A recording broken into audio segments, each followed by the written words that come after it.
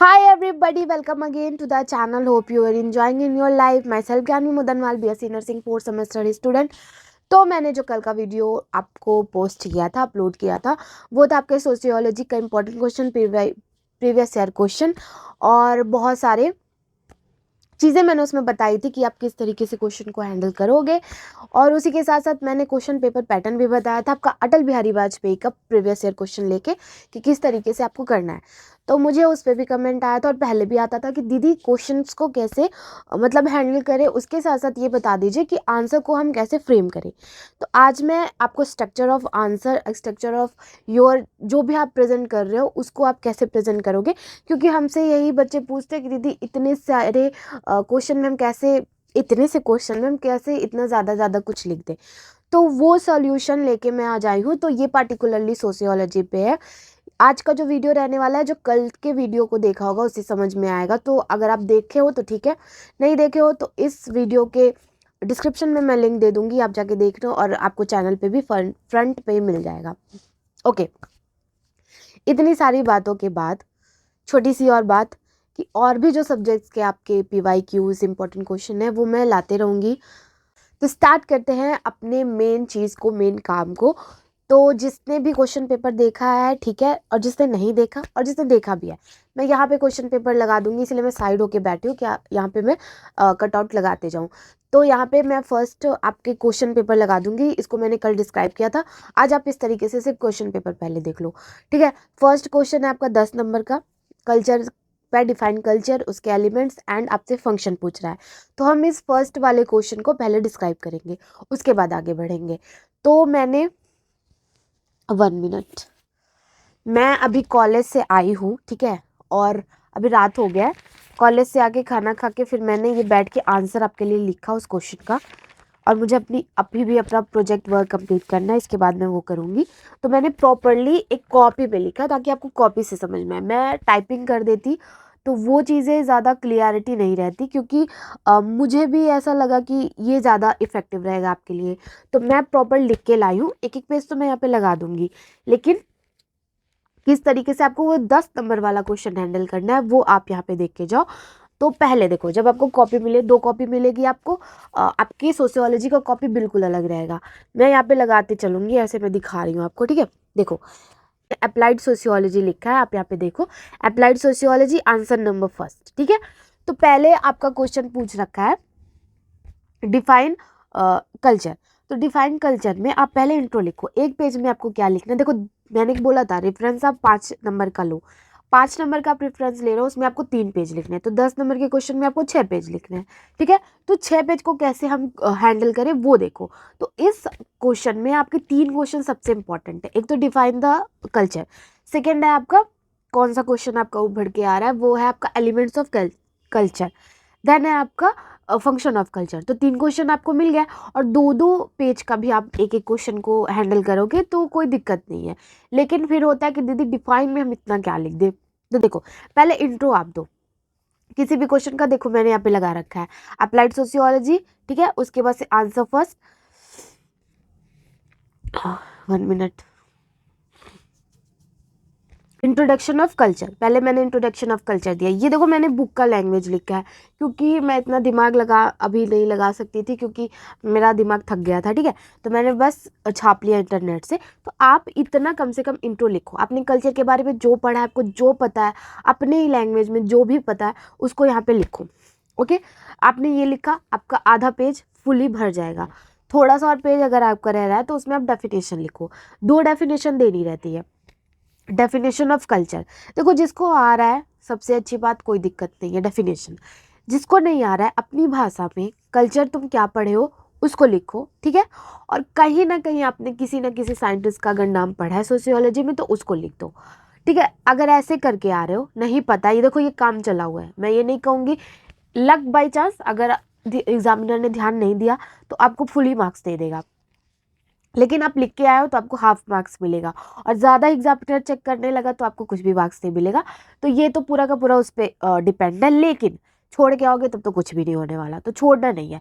Definition of culture लिख के 2 definition लिखना और किसी भी साइंटिस्ट का नाम आप डाल देना इफ अगर नहीं आता। आपने डेफिनेशन लिखना, मैंने यहाँ पे 2 डेफिनेशन लिखा विद साइंटिस्ट का नाम, क्योंकि मुझे कॉपी बुक से लिखना था तो मैंने लिख दिया, और एग्जाम में लिखना सच में टफ होता है, वो तो मैं जानती हूँ।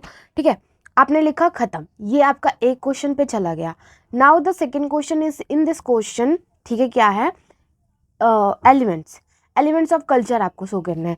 तो देखो मैंने यहाँ पे लिखा है एलिमेंट्स ऑफ कल्चर, उसको हेडिंग बनाई, एक फ्लो चार्ट बनाया है, ठीक है, स्पाइडर, फ्लो चार्ट और सर्कल वाला, बहुत सारे तरह का चार्ट आता है, कोई भी यूज़ करो, इससे आपकी कॉपी थोड़ी इफेक्टिव दिखती है और लोगों से अलग दिखती है, क्योंकि सारे बच्चों को पता है कि एलिमेंट्स लिखना है, लेकिन आपने थोड़ा सा अगर अलग तरीके से लिखा है, प्लस पॉइंट आपका ये। सेकेंड पॉइंट आपका क्या रहेगा कि आपका पेज फिल हो गया, 1 2 3 4 5 6 7 8, मैंने सिर्फ 8 वर्ड लिखा है और उस 8 वर्ड में सिर्फ इतना पेज आता, तो मैंने इसको पूरा कवर कर दिया। एक तो पेज कवर हो गया, आपकी कॉपी अलग दिख रही है, इफेक्टिव दिख रही है। समझ आया किस तरीके से करना है? आप यहाँ पे 10 पॉइंट लिखो, 20 पॉइंट लिखो, मतलब बहुत गंदा सा नहीं दिखे। अगर फुली पेज लेके लिखना है इस तरीके से, तो आप इस तरीके से लिखो। ये था आपका सेकेंड पेज। पेज गिनते चलो, पेज काउंट करते चलो। फर्स्ट पेज हो गया, सेकेंड पेज हो गया, now move to the third page. Third page में मैंने थोड़ा सा ऐसे लिखा है, let's discuss the each elements of culture. तो एक एक को हम छोटा छोटा सा डिफाइन करेंगे। पेज जाएगा इसमें, मैंने पहले लैंग्वेज लिखा तो मैंने लैंग्वेज को डिस्क्राइब किया, ठीक है, नॉर्म्स लिखा, नॉर्म्स को डिस्क्राइब किया, वैल्यूज लिखा, वैल्यूज को डिस्क्राइब किया। तो एक एक को अब डिस्क्राइब कर रहे हैं हम, तो पेज तो जाएगा। तो यहाँ पे 8 पॉइंट थे, मैंने 8 को डिस्क्राइब किया, ये हो गया हमारा third page. Move to the fourth page. Fourth page पे क्या है, 7th और 8th वाला पॉइंट फोर्थ पेज में आ गया। अब हमारा थर्ड क्वेश्चन क्या था, कल्चर, फंक्शन ऑफ कल्चर। तो मैंने थर्ड पॉइंट को उठा के अब यहाँ पे लिखा है फंक्शन ऑफ कल्चर। वहाँ पे भी मैंने एक स्पाइडर वाला डायग्राम बनाया है, ठीक है, स्पाइडर वाला फ्लो चार्ट। इसका यूज़ करो आप, जितना फ्लो चार्ट का यूज़ करोगे आपकी कॉपी नीट एंड क्लीन दिखेगी। तो दूर दूर सब कुछ है, आपका पेज कवर होगा और आपकी पेज जो कहते हैं ये थोड़ा सा अलग दिखेगा कॉपी, ये ध्यान देना। एक बनाए, उस पर लिखा, अब एक एक को यहाँ से भी डिस्क्राइब करते चलना है। First, second, third, fourth, fifth, ठीक है, पूरा का पूरा 8th है। अब मैंने 8 वाला जो लाइन लिखा है, अब देखो, इथिकल इडोलॉजी, लॉजी रहेगा पूरा का पूरा, आप लिख लेना प्लीज, ठीक है। वो मैंने इथिकल वाला जो लिखा है, इफ आपका इतना पेज लिखो, इतना पेज अगर बच जाता है, इतना पेज, ठीक है, बच जाता है, आपको नहीं कंटेंट आ रहा है, कंटेंट आपको नहीं आ रहा, सॉरी, कंटेंट अगर नहीं आ रहा है आपको, move to the second page, ठीक है। इसी पेज से ही अब सेकेंड क्वेश्चन को नहीं स्टार्ट करना है, इसी पेज से नहीं करना है। बहुत सारे पेज रहते हैं, पेज की कमी नहीं पड़ेगी आपको, ठीक है, पेज की बिल्कुल कमी नहीं पड़ेगी। तो आप दूसरे पेज से स्टार्ट करो, ये आपकी कॉपी को नीट एंड क्लीन दिखाएगा। कुछ पॉइंट मैं बाद में भी बताऊंगी आपको, लेकिन अभी ऐसे देखते चलो। सो मैंने यहाँ पे आपके फर्स्ट जो क्वेश्चन था 10 नंबर का, उसको कैसे हैंडल करना है, उसको कैसे समझना है, वो मैंने आपको बता दिया। अब देखो एक चीज़ इसमें और मैं बताती हूँ, ये आपका 5th नंबर वाला पेज है। फर्स्ट, सेकेंड, थर्ड, फोर्थ, ये जो मैंने लिखा हुआ है आप ऐसे लिखो, 1 2 3 4 5 6। इससे क्या होता है, एग्जामिनर को ज़्यादा झिकझिक नहीं होती है। वो क्या करता है, वो देखता है कि हम बच्चे ने 5 पॉइंट लिखा है, बच्चे ने 8 पॉइंट लिखा है, वो उठा के मार्क्स दे देगा। इफ़ अगर आप बुलेट बनाते हो, आप गोला बनाते हो, आप डैश कर देते हो, आप कोई सिंबल बना देते हो, तो वो उसको काउंट करने में दिक्कत होगी, और जितना भी आप लिख के आए हो उसको वो काउंट करेगा, उसका दिमाग खराब होगा, वो नंबर काटेगा, ठीक है। तो इसीलिए जब आप लिखो तो पूरा का पूरा ध्यान दो कि आप उसको मार्किंग करो, 1 2 3 4 5, इस तरीके से पॉइंट में लिखो। ये सबसे अच्छा तरीका है। देखो एग्जामिनर को जितना दिक्कत होगा आपकी कॉपी चेक करने में, वो उतना ही डिस्टर्ब होगा और उतना नंबर काटेगा। तो इसीलिए अपनी कॉपी को बहुत नीट एंड क्लीन दिखाओ कि हाँ मैंने सब कुछ लिखा है, सब कुछ आपको विजिबल है। थोड़ा बड़ा लिखो, दूर लिखो, जिस तरीके से मैंने लिखा है, ठीक है, मैं यहाँ पे तो लगा ही दे रही हूँ। थोड़ा दूर लिखो, बड़ा लिखो, अच्छा लिखो, ठीक है, और बहुत ज़्यादा घोचू मोचू नहीं कर देना। अब दूसरी बात, एक पॉइंट और मैं इसी में बता दूँ आपको, लाइक मेरी चीज़ें कुछ गलत हुई थी। जैसे हम मूव करते थर्ड पेज पे। थर्ड पेज पे क्या था, नॉर्म्स, मैंने फर्स्ट लिखा कल्चर, देन सेकेंड नॉर्म्स लिखा। अब देखो मेरा नॉर्म्स में नॉर्म्स की स्पेलिंग मुझसे गलत हो गई, तो मैं क्या उसको खिच खिच खिच खिच काट दूँ? नहीं, वो कॉपी को गंदा दिखाएगा। बस एक बीच में लाइन करो कि हाँ ये गलत हो गया, मूव टू द नेक्स्ट। बस उसको कलर नहीं करना, वो बहुत ऑकवर्ड दिखाता है। तो ये सारी छोटी छोटी पॉइंट्स अपने दिमाग में बिठाओ।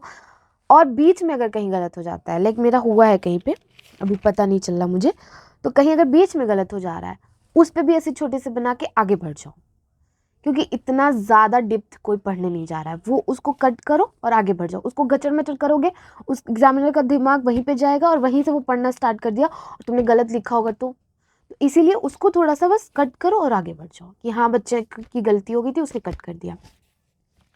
ये हो गई आपके 10 नंबर वाला पूरा क्वेश्चन सॉल्व। आई होप आपको अंडरस्टैंड हो गया होगा। देखो, मैंने फुल्ली कोशिश की कि आपको सब कुछ समझ में आ जाए 10 नंबर के क्वेश्चन में। इसी तरीके से आपको सारे क्वेश्चन लिखने हैं।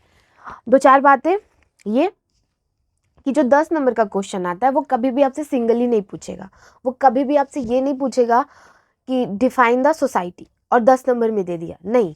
वो ऐसे करके पूछेगा, define the sociology, then what is the importance of nursing in sociology, sorry nursing in नहीं, what is the important of sociology in nursing and explain it very depth और डिटेल। इस तरीके से पूछेगा। यानी 10 नंबर के क्वेश्चन में वो आपको क्वेश्चन आगे से दे रहा है। देखो, इस क्वेश्चन में ही 3 क्वेश्चन थे, तो 3 क्वेश्चन अगर आप एक एक पेज पे डिवाइड करो, लाइक इस तरीके से कि इस पेज में एक वाला आंसर, इस पेज में एक वाला आंसर, इस पेज में, तो 6 पेज तो आपके ऐसे ही भर गए, है ना। तो क्वेश्चन को हमेशा वो डिवाइड करके देता है। उस डिवीजन को आप समझो। उस डिवीजन को जब समझोगे तो आपको इतना ज़्यादा हेडेक नहीं होगा। तो आप पूछते हो 10 नंबर के क्वेश्चन में क्या ही लिखे, क्या ही लिखे, इस तरीके से लिखना होता है। तो 10 नंबर का क्वेश्चन आपको समझ में आ गया। मूव टू द आपके 5 नंबर के जो क्वेश्चन थे, ठीक है, उसमें बढ़ते हैं। तो देखो, मैंने स्टार्ट किया। आप ये आंसर डालने का तरीका देखो, क्योंकि एग्जामिनर को अगर दिक्कत होगी इसको ढूंढने ढांढने में तो वो भी दिक्कत करेगा, ठीक है। तो आंसर नंबर मैंने क्या लिखा, सेकंड का फर्स्ट। मैंने यहाँ छोटा सा क्वेश्चन भी लिख दिया, importance of sociology for nurses. तो इसको छोटा सा लिख के अब फिर से वही स्पाइडर वाला डायग्राम बनाओ। स्पाइडर वाला मैंने डायग्राम बनाया और फिर मैंने पेज दोनों छोड़ दिया, क्योंकि मैं बहुत ज़्यादा थक गई थी अभी, तो मैं लिख नहीं पाती। वैसे ही आपको करना है, सेम जैसे मैंने अभी आगे किया। अब एक एक को उठा के आपको उसको छोटा छोटा सा डिफाइन कर देना है। आपका 3 पेज फिल हो गया, ठीक। इसमें स्पीड का आपको ध्यान देना है। मैंने सारा नहीं सॉल्व किया, सिर्फ फर्स्ट क्वेश्चन सॉल्व किया। उसके बाद हम बढ़ते हैं आपके 3rd नंबर वाला जो क्वेश्चन था, 2 नंबर के जो सारे क्वेश्चन थे, ठीक है, उसको एक पेज में लिखना है। तो देखो, इतना जो आपका स्पेस है वो तो इतने में ही चला जा रहा है, ठीक है। इतना स्पेस आपका ऐसे ही चला जा रहा है। अब इस तरीके से आप इसको डिफाइन कर सकते हो, लिख सकते हो एक पेज को। और देखो, 2 नंबर में पूछे तो इसको डिस्क्राइब करने की कोई ज़रूरत नहीं है। आप डायरेक्टली ऐसे लिख के छोड़ दो, ठीक है। पूरा पेज अगर ऐसे लिखना चाहते हो तो भी ऐसे लिस्ट कर दो, लिस्ट द कैरेक्टरिस्टिक ऑफ जो भी क्वेश्चन आपका रहे, जो भी रहे। तो उसमें आप देखो, 2 नंबर के क्वेश्चन में आप पहले इंट्रो दो उसको, वो जो वर्ड है क्या, उसका डेफिनेशन दो, वो वर्ड है क्या। 2 चीज़ें आपने लिखी। इफ़ जगह बचता है, इफ़ जगह है उसमें तो कैरेक्टरिस्टिक पहले इंक्लूड कर दो। फंक्शन, अगर कैरेक्टरिस्टिक नहीं आ रहा है, फंक्शन इंक्लूड कर दो, पर्पस इंक्लूड कर दो। एक पेज फिल हो जाएगा, 3 हेडिंग पे एक पेज फिल हो जाएगा, ठीक है। इंट्रो, डेफिनेशन, पर्पस और फंक्शन और कैरेक्टरिस्टिक, आपकी मर्जी। टाइप याद है तो टाइप लिख दो, बस उसको डिटेल में डेप्थ में जाके टाइप्स को डिस्क्राइब मत करो, बस टाइप के नाम लिख दो। तो ये है 2 नंबर के क्वेश्चन को सॉल्व करने का तरीका। एक पेज में आपको जितना भी फिल हो पाए वो करो। 2 चीज़ें मस्ट है, आपका इंट्रो एंड डेफिनेशन। तो मैंने 10 नंबर के क्वेश्चन समझा दिए, 5 नंबर के क्वेश्चन समझा दिए एंड आपके 2 नंबर के भी क्वेश्चन समझा दिए। अब 1 नंबर वाला क्वेश्चन, ये तो मेरा ऐसे ही तरीका था लिखने का, बट आप जैसे आपको मर्जी हो वैसे लिख सकते हो, ठीक है। तो ऐसा किया करो कि आप का क्वेश्चन का जो आंसर है, लाइक ये सोसियस एंड लोगस, जैसे मैंने यहाँ पे लिखा है, वो आप लिख सको। अगर इसको लिखोगे तो ये बहुत, देखो, इफेक्ट डालता है। आपको इफेक्टिवनेस दिखाना है अपनी कॉपी पे। आपकी कॉपी 50 बच्चों की कॉपी, 50 या 500 बच्चों की कॉपी रखी है, उसमें आपकी कॉपी कैसे अलग दिखे। एक तो नीट एंड क्लीन, ऊपर से आप इसको सही रखो। देखो, इतने में ही आपको 1 मार्क्स मिल जा रहा है और इतने में लिखने पे आपको 2 मार्क्स मिल रहा है, तो सोचो फ़ायदा तो इसमें है ना। तो इसको थोड़ा सा अच्छा लिखने की कोशिश करो और ये पहले आप लिख लिया करो। और दूसरी बात, जब एग्ज़ाम में लिखना तो अपनी कॉपी को डिवाइड कर लेना, ठीक है। पेज को पेंसिल लेना, उसे डिवाइड कर लेना कि हाँ 10 नंबर में मैं 6 पेज लिखूंगा, देन 5 नंबर में मैं 3 पेज लिखूंगा, और आपका दिमाग भी उस तरीके से सेट हो जाएगा। मैं नहीं कहती कि आप 6 ही पेज लिख के आओगे एग्जाम में, लेकिन 4 से 5 तो लिख के आओगे, क्योंकि आपके दिमाग में 6 पेज सेट है। ठीक है। मैं ये नहीं कह रही हूँ आप 5 नंबर के क्वेश्चन में 3 पेज लिख के आओगे, लेकिन 3 से 2 से कम तो नहीं लिख के आओगे, क्योंकि ये भी आपके दिमाग में सेट है कि मुझे 3 तक जाना है। ठीक है। 1 नंबर के में आधा लिख के आओगे, 2 नंबर में आप आधा लिख के आओगे, क्योंकि आपके दिमाग में सेट है 1 पेज लिखना है। तो आप समझ रहे हो, आप वो चीज़ें एग्जैक्ट करके भले ना हो, लेकिन अगर आपके दिमाग में कहीं ना कहीं है कि ये चीज़ यहाँ तक है, तो आप कहीं ना कहीं तो पहुँचोगे उस पर। तो ये था आपके सोशियोलॉजी का हैंडल करने का तरीका। ओवरऑल आपके क्वेश्चन स्ट्रक्चर, आपके जो आंसर है उसका स्ट्रक्चर बनाने का तरीका सेम यही तरीका आपके हर एक एग्ज़ाम में होगा। फॉर एग्ज़ाम्पल मेनली ऐसे ही आपका साइकोलॉजी में भी होगा। इफ़ साइकोलॉजी भी ज़रूरत पड़ेगी तो मैं उसका भी अलग से वीडियो बना दूंगी। रही बात एनाटॉमी एंड फिजियोलॉजी की, तो एनाटॉमी का थोड़ा कंडीशन अलग है, इस तरीके से नहीं होता, क्योंकि वहाँ पे 5 नंबर में ही सिर्फ आपका अगर सेल का डायग्राम पूछ ले रहा है तो आप पेज थोड़ी ना उस पर खींचोगे, तो उसको किस तरीके से करना है वो भी मैं आपको बता दूंगी जल्दी आने वाले वीडियोस में। So this is all about this video. हो गई जितनी जानकारी मुझे देनी थी इस वीडियो में। सो थैंक्स फॉर वॉचिंग, और आप सबको बहुत सारा प्यार इतने टाइम से मेरे साथ बने रहने के लिए। Do like share subscribe and don't forget to press the bell icon for more update.